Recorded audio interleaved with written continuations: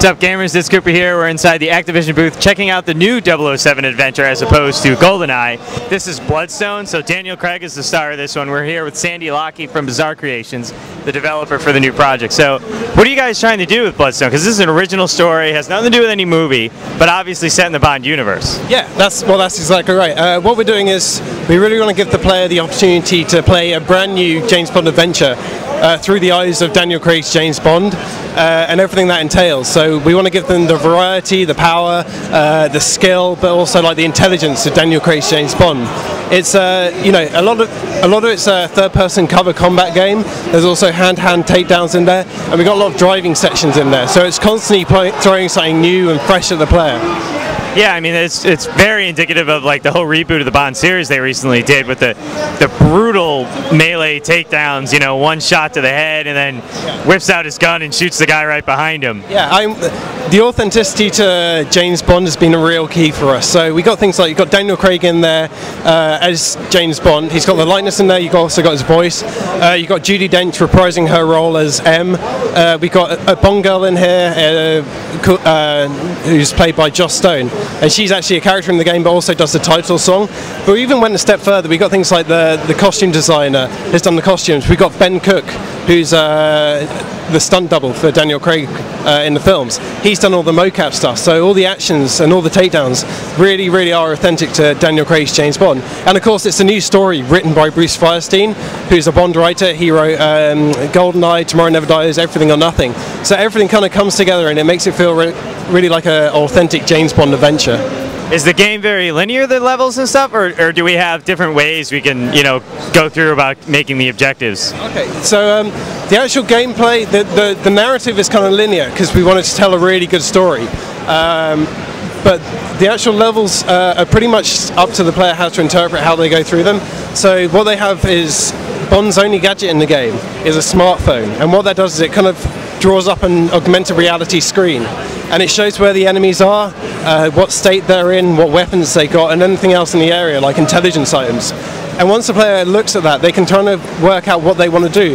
Do they want to go through sneaky and taking people down one by one, or do they want to go in guns blazing, just shoot up the whole place? It's up to the player how they progress through the story. But we wanted to make sure that we tell a proper James Bond story, so the actual gameplay is pretty linear.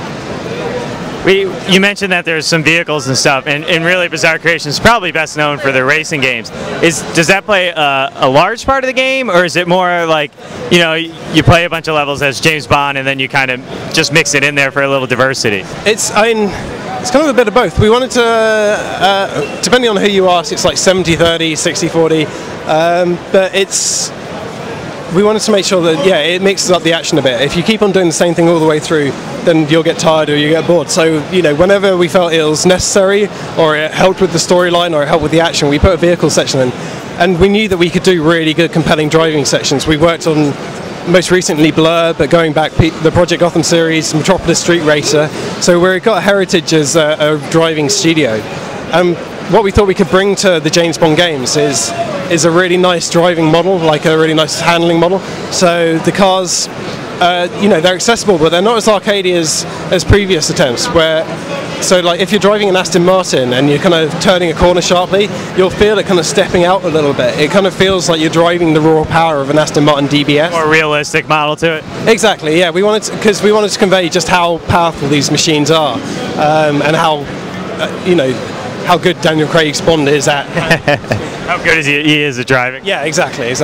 But one of the other big things that Bond fans always look for in recent years has always been multiplayer. Yeah. So what do we have coming from the multiplayer aspect? Different modes? Do we have a lot of players online? So yeah, we didn't.